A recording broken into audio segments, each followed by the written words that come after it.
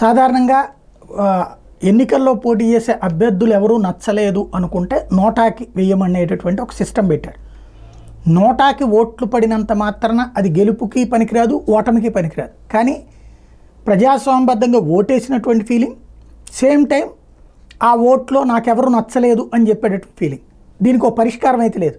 కానీ భారతదేశ చరిత్రలో నోటాకి అత్యధికంగా ఓట్లు పడినటువంటిది 2,18,674 ఓట్లు ఇండోర్ నియోజకవర్గం మధ్యప్రదేశ్లో జరిగింది.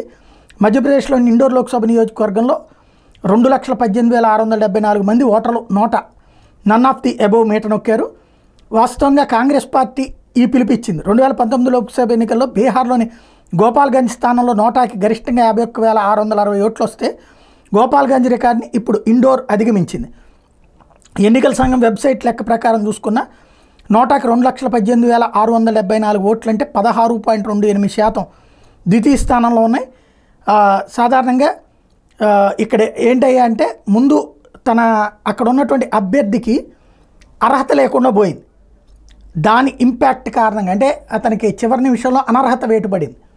ఆ కారణంగా నోటాకి ఓటేయమని పిలుపునిస్తే అది కాస్త ఇట్లాంటి పరిస్థితి వచ్చింది.